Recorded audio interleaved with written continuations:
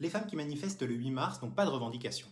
C'est en tout cas ce qu'on pourrait croire en regardant le traitement médiatique de la journée de lutte pour les droits des femmes. Comment parle-t-on du 8 mars dans les 20 heures en 2025 ? Certes, on ne parle plus de journée de la femme, et le terme journée internationale des droits des femmes s'est imposé et semble consacré, mais derrière ce progrès de façade, le cadrage reste ultra dépolitisé. Les images de manifestation sont bien là, mais elles passent. En arrière-plan, on voit les cortèges, on voit les pancartes, mais aucun micro n'est tendu aux manifestantes. Aucune revendication n'est mise en avant, juste un chiffre, lâché entre deux sujets, et surtout, aucun JT n'en fait son ouverture, ou même l'évoque dans les titres. Sur TF1, Anne-Claire Coudray introduit la journée avec une phrase assez révélatrice. La moitié de l'humanité mérite sans doute beaucoup plus qu'une journée pour défendre ses droits, puis enchaîne sur le nombre de manifestations dans le pays et le nombre de participants à ces marches.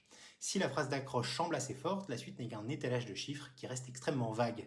On acte que le 8 mars existe, tout en évacuant son message. Après ce bref encart sur les manifestations, elle lance un reportage sur les femmes afghanes. La lutte pour les droits des femmes, oui, mais ailleurs. Sur M6, l'évocation des manifestations est encore plus expéditive, 13 secondes avant de passer à un autre sujet. Sur le service public, le cadrage est différent, mais tout aussi dépolitisé. France 2 évoque les manifestations avant de consacrer son reportage aux femmes marins, tandis que sur France 3, on parle des femmes dans l'aviation, dans l'industrie et le numérique. L'angle choisi est toujours le même, des portraits de femmes, dans des métiers dits masculins, avec un focus sur les défis qu'elles rencontrent, mais jamais sur les rapports de force ou de domination ou les causes structurelles de ces inégalités. On parle de choix personnels de carrière, d'organisation familiale, mais pas de revendications collectives. France 5, avec son émission Célébdo la suite, spéciale Le cœur des femmes, en parallèle avec le film Le cœur des hommes, pousse encore plus loin la dépolitisation.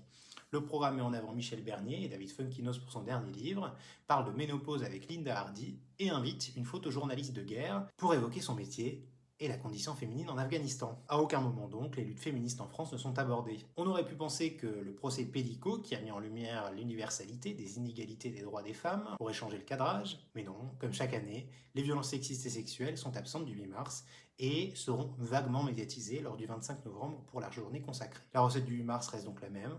On célèbre des parcours individuels sans jamais parler des structures qui rendent ces réussites exceptionnelles. Ce cadrage n'a rien d'un hasard. Les études sur la représentation des femmes dans les médias, comme celle de Marlène Coulon-Gully, montrent que le féminisme est souvent abordé à travers des récits inspirants plutôt que des luttes collectives. On valorise des figures individuelles plutôt que des mouvements et on évite soigneusement la question des rapports de force. Résultat, en 2025, comme les années précédentes, les JT de 20 heures parlent du 8 mars sans jamais parler ce qu'il signifie vraiment. Ce n'est jamais une priorité, jamais l'ouverture, on célèbre les femmes, on valorise, mais on ne revendique surtout pas. Les manifs sont là, en images, muettes, pendant que les reportages contournent le sujet, un 8 mars qui parle des femmes, mais surtout pas de lutte.